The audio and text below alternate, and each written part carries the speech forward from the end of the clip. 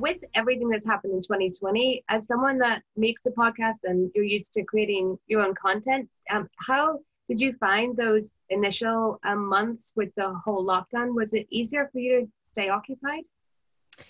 It wasn't easy. I'll be honest with you. It was a bit of a struggle. Now, we still had the episode going, so it was nice that I could focus on doing the interviews, and we didn't have to lock down because the studio is part of where we are. But that was great. That was great that we didn't have to shut everything down. But I will say that after my episode about Black Lives Matter, I decided to go ahead and take a hiatus. My husband and I looked at each other and we're like, we talk about mental health on the show. Mm-hmm. And right now our mental health is a little bit all over the place. So we decided to go ahead and take a break. We went to the beach. We stayed there for a week and really just worked on ourselves and what, COVID and the pandemic and the Black Lives Matter and everything that was going on. What does it really mean? Take a moment to just stop and listen. I think that was more than anything. So once we did that, we went back home. We decided we didn't want to live in West Hollywood anymore. We actually wanted to live in the beach because that's a place that I feel so alive. Mm-hmm. And we ended up moving the studio. So that whole time we were busy behind the scenes, but we took a break off the show. But it was beautiful. And I love to talk about this because I tell people it's okay to take a break. It's okay to not have to be go, and feel like I'm going to be left behind or have FOMO or any of that. And if your mental health and your just situation in life is saying to you, I need to just do me right now, that's all right. And you can come back stronger. And that's what happened is when we decided to come back, we'd already made the decision to come back in the fall. We were like, okay, do we start back in September or October? And that's when we received the email from WWE asking if we would consider come back on the WWE Network. So it worked out beautifully. When you got that email, did you have like any kind of reservations about giving over like a little bit of control of something that you created yourself? Well, that's exactly, you just said the word control. And at first I was like, oh boy, because it's been so successful on its own. Yeah. It's had over 7 million downloads. But what I loved about WWE, and this is what I always say, and this is even how I got the job at WWE when I did the audition. I always say, God, if it's meant to be, make it obvious. If it's not meant to be, make it obvious. Well, they presented the obvious to me when they said, look, we would love to have this on the WWE Network. We feel like it makes sense. We love what you're doing, and we don't want to control this. We don't want our production anywhere near this. We want you to still have it being Chasing Glory Productions. And basically you just turn in the show and we'll just air it on the network. That was obvious to me. And so that's the way it is. I still do. I've always done the interviews where nobody is allowed to be in the room, not even my production crew. As soon as all the lights are set, the cameras are on, we're rolling speed, everyone's out of the room. So it's an intimate conversation with myself and my guest. And I think that that's been a great formula, and it's definitely helped them to open up. When you started the podcast in 2016, what was the initial idea, and what did you want to get out of it? Yeah, I had this idea in 2004. And so when I left in 2016 and I was talking to my dad who was passing away from bladder cancer, and he was feeling awful that I had left WWE to take care of him.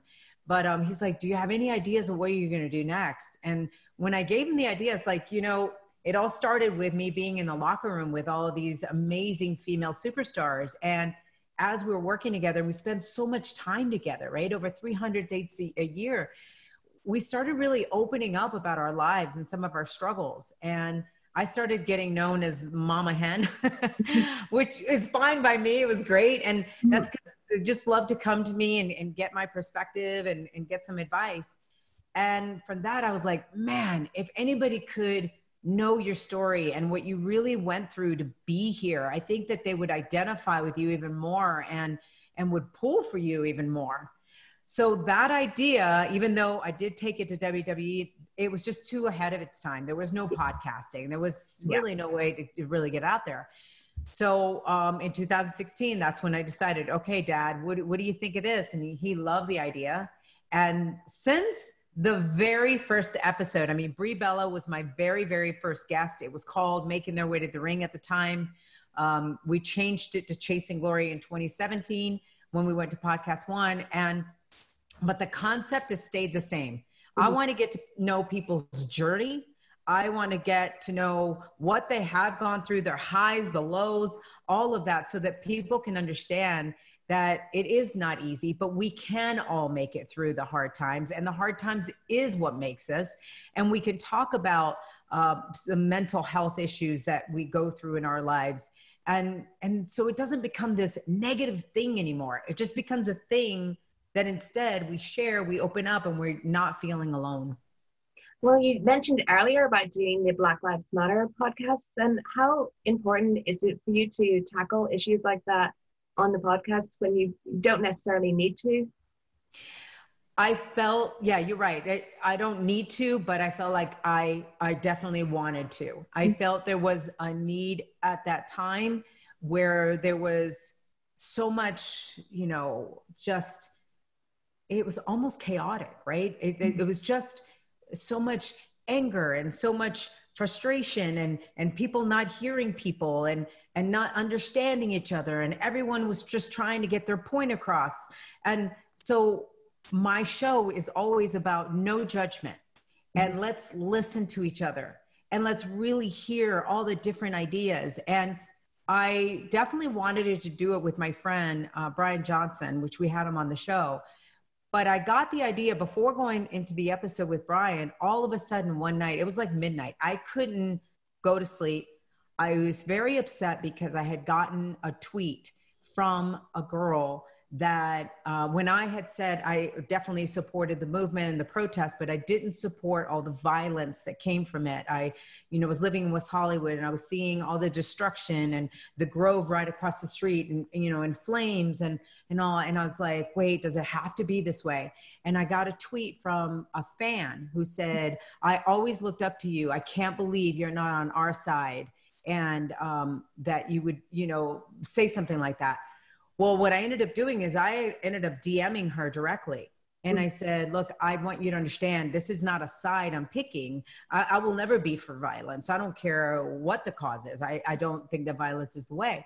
But I said, that's when at midnight, I was like, oh my God, what if I had her on the show? You know, to talk and to show her side of it. And so I not only had her on the show with Brian, but then I also had her friend as well. And we had a beautiful conversation and beautiful perspectives, and nobody's yelling at each other and everyone's being heard. And I just felt like that episode, I was like, okay, now it's time to allow people to listen to that and not just move right on to the next episode. Allow that to breathe and soak in, and it's time to listen. Well, you recently had Cesaro on, and I saw that you tweeted that you were stalking him for 2 years. Yes. Like, what makes someone, do you think, like reluctant to do something like your podcast? Well, he actually explained on the show, and everybody has a different perspective, but he explained how he was not in a place where he wanted to be in the company. I think that was even before the whole him and Sheamus in the bar. Yeah. So because of that, like he was really in a place where he was like, what am I doing? I'm so frustrated. And I know that I've come here to be a superstar. And so he felt like, man, if I come on your show, I'm probably going to sound so negative because I'm just not in a good place. And sometimes I like doing those interviews during that time because it also shows, you know, when you're not in a good place and how you can get out. And that was the episode that I did with Shelton Benjamin. And he was hesitant and he kept saying, yes, no, yes, no. And then finally I'm like, Shelton, let's just do it. Let's just see what comes out of it. And he was like, okay. And then he was like, so glad that he did it. And he goes, you know, I think I realized that it's all right to show those vulnerable times when things are not going the way that you planned, but how you can get through that. And then look at Shelton with the Hurt Business, right? And then now Cesaro can talk about that. I think that it was important for him though, to listen to also, he was like, I don't want to do it at this time. And I never force anybody. I was like, okay, I want you to be on the show when you're comfortable and when you're ready to open up. And that's what he did. From your experience interviewing people that aren't wrestlers, do you find wrestlers different because we see them on TV playing characters and many of them do absorb that character a lot into their real life? I would say yes and no. In the fact that, I mean, it's a great question. I've never been asked that before. But I would say that yes, sometimes they're trying to figure out what they can do as a character and blurring the lines. And that's why sometimes they do even hesitate to come on the show, because they're like, but my character would never be this open, you know? So yeah, I could see that. Where some of the others, I think some of the other people that I've interviewed, whether it's wellness coaches or actors, I think actors themselves have been very already programmed that it's okay to show who you are in person and know that that's a character. But with WWE, it's like we still talk about, is it fake? Is it not fake? Is it real? You know, so there's still like that line that, and sometimes they're like, oh, I don't want to break character because then maybe people won't like me as a heel if I come on your show and then all of a sudden I'm a nice person. Yeah. But now we're seeing you can. It's something that we've created in our heads. Do you think that social media has kind of changed that idea a lot? Because we see a lot more of who they really are now because of Twitter and Instagram. I think that that's definitely one of the things. I think that they're realizing that they can show who they really are as people and then show the character, you know, and I think it's fun to see that too. Yeah. I always enjoy seeing the both sides. Yeah, definitely. But what for you makes a really good guest? A really good guest is someone who's just willing to be themselves, willing to be open, willing to be in a place of serving others. And when I say that, is this show, that's what it's all about, is serving others through their story.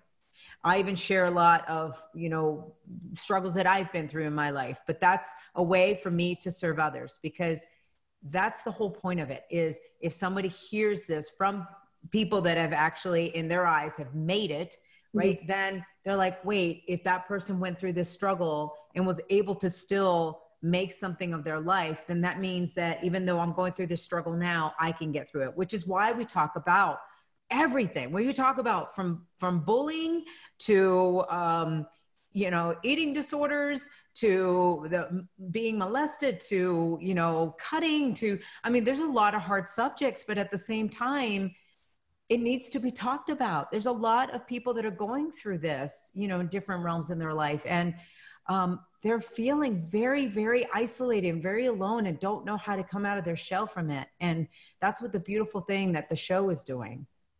When before the interviews, like how much prep do you give them, or do you kind of just see where it goes? Yeah, I don't tell them how to act. I tell them what the goal of the show is, and majority of them already know. They're fans of the show, which is great. So, you know, I just say, look, you know, we're here to help people out. So your journey, I'm sure, is going to help somebody out there. And I'm just really excited to hear your journey, because a lot of people too, I've worked with for years and didn't know all the ins and outs. So it's fascinating to me. And everyone has a different journey, you know, and even through the struggles, now we learned that actually that made us stronger. So, but yeah, and the prep that I do on my own is I just try to get to know a little bit of their background as much as I can, so that I can have the appropriate questions to ask. But a lot of times I just let the conversation just flow, and they'll say something and I'm like, oh, wow, like I never even picked this up in my research and I want to know more. And that's where I go to. Yeah. Well, you've had so many guests, but who are the dream ones that you'd still like to get? So many. Yeah, I've had so many. And what's the beautiful thing is there's still so many to do. And I think that I don't really like to talk about who I'd like to get on the show, because I don't want it to sound like one person is more important than the other. Yeah. Right. Cause it's not, it's about somebody, there's a lesson in each one of them, which is so awesome. So when you started in WWE and when we started seeing you announcing more, what was that like, being a woman going into that role, especially coming after Howard Finkel? It was so beloved. Yeah, Howard, just such a precious person. Love him so much. And he really helped me. You know, he didn't need to. He was one of those that I could have when he found out that I was taking over, and I didn't know that I was taking over until the day I showed up at on my very first day at work at 3:30 that afternoon, and then started announcing that night. He helped me so much. And I looked at him and I was like, I'm sorry, Howard, like I didn't come here to take your job. I was just hired, and now I found out that they want me, on Raw tonight. But he was so helpful throughout the whole process. And being a female, it wasn't easy. It wasn't. And especially because I was the first female to come from outside of wrestling, that I, was in this. And the wrestlers didn't know that I wasn't trained to do my job. And I sounded horrible. And I didn't know what I was doing, right? So I had all the negative things stacked against me. But I also knew at that moment, 10 minutes before going live, I realized I was like, just breathe, one match at a time, little by little, and you got this, and you can do this. And I just had to keep pumping myself up. And then I lasted for 15 years. So that was pretty cool. Mm-hmm. Is there any advice that Howard gave you that really sticks out the most? He mostly just talked about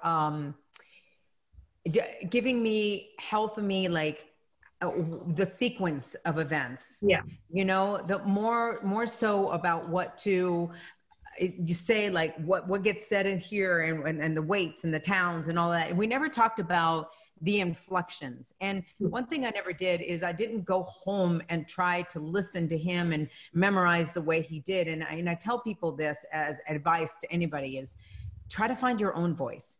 If you're listening to somebody else over and over and over, you're only going to imitate them. And if you imitate them, then you don't have your own style. Then, it's like in interviews too. When I decided to do the podcast, I didn't go and listen to a bunch of podcasts to know how people do their interviews. I just kind of just started talking and figuring it out on my own. And I think that's an advice that I would give anybody out there. Mm-hmm. In WWE, we also saw you get involved in some more fun stuff. I remember you being thrown into some pudding, which must have not been great. Yeah. Like, what was your reaction when they asked you to do something like that? Like, a ring announcer. I always loved being storylines. Mm-hmm. I think it's because of my theater and acting background. Mm-hmm. I just loved anything that I could, you want me to portray this character or do this or whatever? Absolutely. Even though I didn't have a character name, even though it was just like me, but it was still in the storyline. Mm-hmm. And so the whole mud, I'll never forget, when I dove in, I went to the back and I was just like, oh my God, this is delicious. Just like, literally, I'm like, nope, don't need to shower yet. So I had fun with that one. I was like, hey, if you're going to get thrown into something, better chocolate pudding than necessarily mud. I mean, it looked like mud and they talked about it was mud, but it was chocolate pudding. So it was good. I also remember you had a storyline with Viscera. Like, how did that come about? Oh, yes, Viscera. God bless his soul. So that was supposed to be just a one-night thing. Mm-hmm. It was literally just him. They were trying to make him as the new GQ guy that got all the ladies and all. And so they're like, oh, we want him to come out and serenade you. Mm-hmm. So like, oh, okay, that's cool. So he did that, and it went over so well. He sounded so great, and such a perfect song that they had him sing. So that episode or that segment got such a high rating. They were like, I think we have something here. So they were like the next week doing, following up on that. And our segments got such high ratings every week that's why it kept going and going and going. And people were really loving seeing the whole Beauty and the Beast aspect. Mm-hmm. And yeah, I'll never forget, like it ended up in a pay-per-view where I end up, asking him to marry me. And then Godfather comes out with all his hoes. And, it just, again, it's the fun part of WWE that it can just be that extreme in the writing and all. And then I remember they're like, and you're just really distraught when they say no, when he says no. And I'm like, okay. And I took it where I was just bawling and crying. And everybody in the back, when I went there, they were like, are you okay? And I'm like, yeah, I'm fine. Why? They're like, oh, whoa, you sold that so good. I thought you really were upset. I was like, ah, thanks. So again, my theater background, I was just like, oh, my teachers would be so proud right now. When you were ring announcing, you also watched everything, all the matches, everything. So what's the best thing you've ever seen sitting in that seat? Oh, are you kidding? That's a hard question, I know, but what sticks out? Well, what sticks out to me was always the ladder chairs and the TLC matches, right? Yeah. Amazing what they would do, but also the most nervous that I was with, you know, the superstars, and because I knew that they were going to be putting their bodies through a lot for those, you know, and always trying to one up the next one. Yeah. But man, it also made for really great like entertainment watching the spectacle of like what they could create as athletes. So that definitely sticks out in my mind. But yeah, I had the best seat, man, the front of the front row. When you were sitting there, did you, especially during these crazy matches, did you ever feel like you were in danger? And how hard is it to like get up quickly and run away when you know they're about to come over? Yeah, for the longest time, I never knew that they were going to be coming. So, you know, if they come through the barricade and I'm just like running away. Put it this way, I always knew, even though I was looking at my notes to like the next match, it's almost like I would look down at my notes, but one eye was always like this, you know, because things could happen. And I remember, I think it was Sheamus one time, he went in and landed right at my feet. The whole barricade fell in. And the picture is so awesome that I literally titled it "Just Another Day at the Office." And that's what it was. And so my last question, you must get asked this all the time, but like, what is your best tip for remembering all the info that you have to do before you ring announce? Yeah, that wasn't easy. That was so hard, especially because I didn't know anyone really. I had watched as a kid, but then when I got hired, I had fallen out of wrestling, so I didn't know anyone. So all of a sudden, they told me even 20 minutes before going live that night, my very first night, they're like, you can't use cue cards. And I'm like, wait, but I don't know their towns, their weights, you know, all of that. And I remember I had like a panic attack and I almost got up, not lying. I looked at the exit sign and I was like, just go. Just go. No one knows you. You haven't been on camera yet. And thank goodness that something kept me in my feet. But I remember at that moment, I was like, chunk it out. Just don't look at all the 14 matches or so that you have to announce tonight. What's the next match you have to announce? What's the not even what you have to say at the end. What are you having to say at the beginning? And that's what I would say to everybody is just chunk it out and focus on what it is right now that you have to do. Don't look at the big picture, which is the same thing as like, let's say you have 100 pounds to lose. Don't look at the 100 pounds you have to lose. Focus on the first 2 pounds or the first 5 pounds. And so when you do something like that, it doesn't become so overwhelming and you can do it. Thanks so much. Well, it's been amazing talking to you. It really is. You know, I've watched you your whole time in WWE because I started watching before you came. So I saw the whole run and it's great to see you back on the WWE Network. Thank you. It's great to be home and I appreciate you and everybody in the UK. I really do. Thank you. Thank you.